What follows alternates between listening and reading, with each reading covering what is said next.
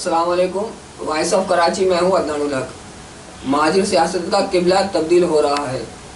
उर्दू के मारूफ दानिश्वर, अदीब, शायर, सहाफ़ी, जी उर्दू तहरीक के बानी आफाक खान शाहिद और हसीब हाशमी के करीबी साथी डॉक्टर जाकिर हुसैन आदिल साहब आज हमारे साथ मौजूद हैं। तो आइए इनसे पूछते हैं क्या होने जा रहा है और हम कहाँ खड़े हैं। जी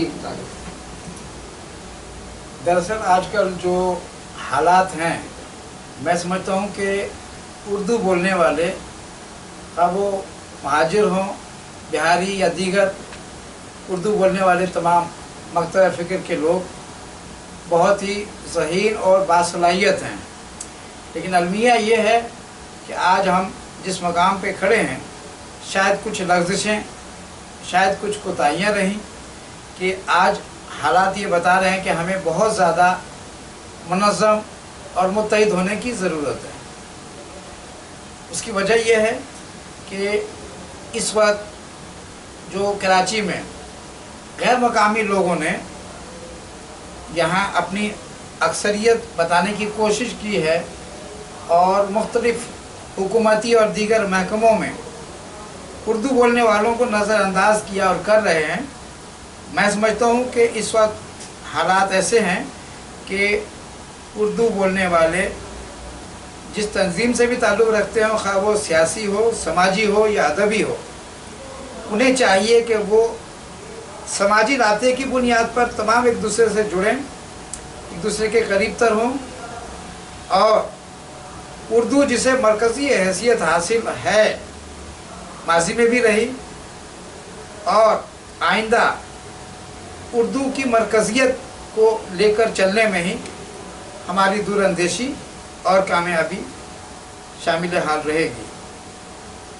इस ज़मन में मैं मोहतरम सुहेल हाशमी साहब और मोहतरम शम्स अयूबी साहब और इनकी दीगर टीम को मैं मुबारकबाद पेश करूँगा कि इन्होंने किसी न किसी तरह अपने अंदाज में दरपर्दा से ही ये जद्दोजहद जारी रखी कि उर्दू की बका को कायम रखा जाए, उर्दू की सालमियत के लिए काम किया जाए और उर्दू को मरकज़ी हैसियत दिलाने के लिए इज्तिमाई कोशिशें जारी रखी जाएं। और जैसा कि आपने शुरू में कहा कि महाजिर का किबला जो है वो तब्दील होता हुआ नज़र आ रहा है, तो इसकी हकीकत वजह यही है कि अगर हमने उर्दू के लिए, उर्दू के नाम पर अगर अपनी जो है जद्दोजहद जारी रखी तो इंशाअल्लाह आने वाले दिनों में हमारी माएँ, बहनें, बुज़ुर्ग, भाई और आवाम, ये तमाम लोग जो है एक रोशन मुस्तकबिल की तरफ गामज़न हो जाएंगे और हो सकते हैं। अच्छा ये बताएं कि कराची के जो लोग हैं, कराची के अक्सरियती इलाक़ों में हमने देखा है कि मतलब सहूलियात का फुक़दान है, मसाइल ही मसाइल हैं, लेकिन आपकी नज़र में मतलब ऐसा मसला कौन सा मसला है जो संगीन मसला है कराची का, मतलब नंबर 1 मसला जिसको आप समझते हैं कि अहम तरीन मसला है और जो हल होके नहीं दे रहा? देखें, हुआ ये कि उर्दू बोलने वालों के पास वजारतें भी रहीं, हुकूमत भी रही, लेकिन जो अहम किरदार अदा किया वो गैर मकामी लोगों ने अदा किया। उनके मादियाती ज़्यादातर रहे उर्दू बोलने वाले, जिसकी वजह से मुमकिन है कि शायद वो लाएअमल बेहतर तौर पर तय नहीं कर सके या उसे बेहतर तौर पर नाफिज नहीं कर सके। लेकिन मजमूई तौर पर हालात जो भी हों, इस वक्त मैं समझता हूँ कि ना तो कराची के अवाम के पास ना बिजली है, ना पानी है, ना गैस है, और ये उर्दू बोलने वाले वो मुहिब्बे वतन पाकिस्तानी हैं जिन्होंने पाकिस्तान के नाम पर हिंदुस्तान से बांग्लादेश और बांग्लादेश के बाद फिर यहाँ मौजूदा पाकिस्तान में हिजरत की और पाकिस्तान की सालमियत, पाकिस्तान की बका के लिए बेबहा कुर्बानियाँ दी। लेकिन काबिल अफसोस बात है कि आज भी शनाख्ती कार्ड जैसे मसाइल इन्हें दरपेश हैं। जबकि हुकूमतें भी उर्दू बोलने वालों की यहाँ रहीं, लेकिन अफसोस का मकाम है कि शायद इस पर उस अंदाज से काम नहीं किया जा सका जिस अंदाज से काम करना चाहिए था। और आज जो उर्दू बोलने वालों में महरूमी या मायूसी पाई जा रही है, शायद उसी का एक हिस्सा है। लेकिन मैं समझता हूँ कि कोई बात या कोई शौरी नहज हरफ आखिर नहीं होती। इंशाअल्लाह कराची के आवाम को, उर्दू बोलने वाले खुसूसन, उन्हें बेदार होना पड़ेगा, उन्हें मरकज़ी हैसियत हासिल हो जाएगी, तो इंशाअल्लाह ये मसाइल हल होना शुरू हो जाएंगे और बेहतर तौर पर और पायदार हल और नतीजा इसका निकल सकता है।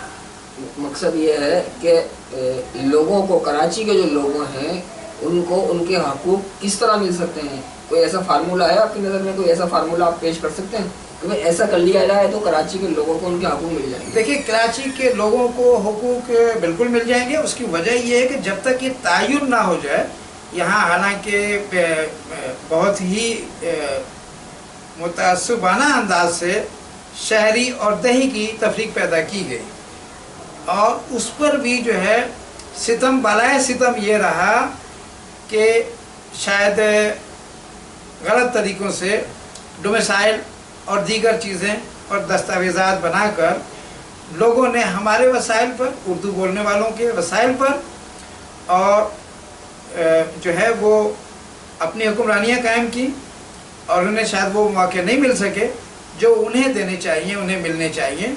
जब ये मौके, जब हमें रोज़गार उर्दू बोलने वालों को कराची में मिल जाएगा, जब हमारे मुकामी लोग कराची में पुलिस स्टेशन और दीगर महकमों में आ जाएंगे, तो उन्हें उसका इदराक भी होगा, उन्हें इसकी कसक भी होगी कि काम किस तरह करना है, और ये तड़प और दर्द भी होगा कि काम को बेहतर तौर पे किया जाए और आवाम को रिलीफ दिया जाए।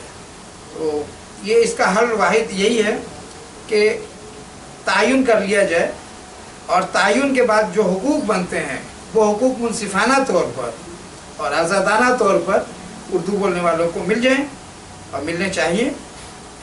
उसके बाद इंशाअल्लाह। डॉक्टर साहब, पाकिस्तान के क़याम को 73 साल होने को जा रहे हैं।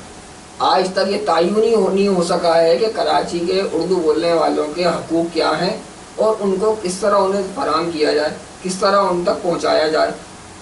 तो ये अलमिया नहीं है। तो आज आप कह रहे हैं तायुन किया जाए, मतलब तायुन कौन करेगा? देखें, इससे पहले तो ये हुआ कि उर्दू बोलने वाले किसी न किसी अंदाज में बहुत ज़्यादा ही मातहत रहे। कभी मुस्लिम लीग के मातहत रहे, कभी पाकिस्तान पीपल्स पार्टी के मातहत रहे, कभी किसी और सियासी के मातहत रहे। अपने तौर पर जब इन्होंने एक अपना तशख्खुस उजागर करने की कोशिश की, अपनी मरकज़ियत कायम करने की कोशिश की, तो मैं समझता हूँ कि इसमें बहुत बड़ा एक खला रहा। जिस अंदाज से उस खला को पुर होना चाहिए था, जिस अंदाज से उस जद्दोजहद को आगे बढ़ाना चाहिए था, शायद उस अंदाज से वो जद्दोजहद जारी न रह सकी, जिसकी वजह से आज हमारे उर्दू बोलने वाले कम मायगी का शिकार हैं। और वजह यही है कि आज जो हम ये सोचने पर मजबूर हैं कि चलो, जो माजी में हम कुशादा दिली के साथ एक दूसरे के साथ जुड़े रहे कि शायद हमारे हुकूक, हमारी मराहत का ख्याल रखा जाएगा, लोग हमारे हुकूक और मराहत देने को तरजीह देंगे।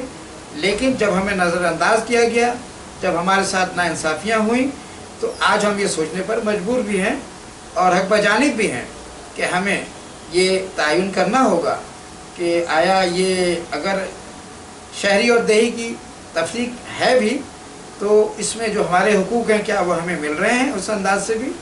पहली बात तो ये कि शायद ये तफरीक भी नामुनासिब नहीं थी, नामुनासिब नहीं है शहरी और देही की। हमने पाकिस्तान के नाम पर कुर्बानियाँ दी, हम पाकिस्तान के नाम पर पाकिस्तान आए, और इस तरह की तफरीक़ात से हमारी जो अज़ली असास है उसे ज़र्ब पड़ती है और ठेस पहुंचती है।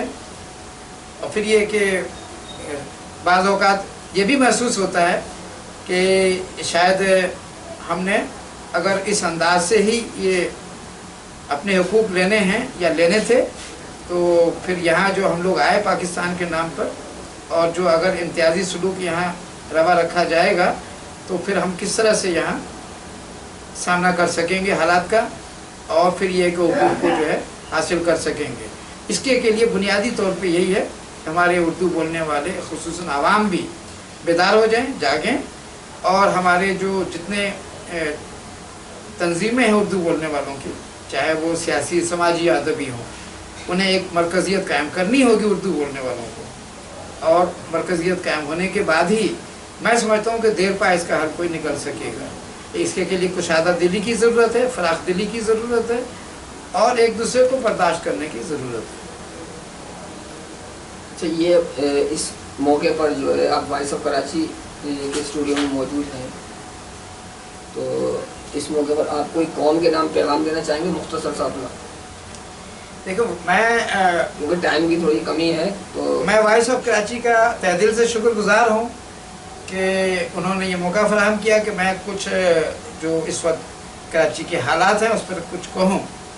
اور بلا شبہ وائس آف کراچی عوامی مسائل کے حوالے سے, خصوصاً کراچی کے مسائل کے حوالے سے بہت اچھا کردار ادا کر رہی ہے, اور اس کی کوششیں بڑی قابل قدر ہیں.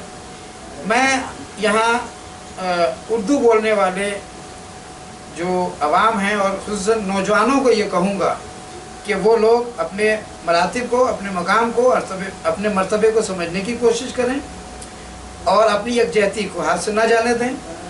وہ مرکزیت قائم کریں اردو کے لیے, اور کوشش کریں کہ اردو کو ایک ایسا گلدستہ بنائیں کہ جس میں ہر طرح کے پھول اردو بولنے والوں کے, چاہے وہ مہاجر ہوں, بہاری ہوں, یا دیگر جس قومیت سے تعلق رکھتے ہوں, وہ اس پہ سمجھ سکیں, اور ایک بہت ہی کامیاب اور خوشنما اچھا گلدستہ نظر آئے.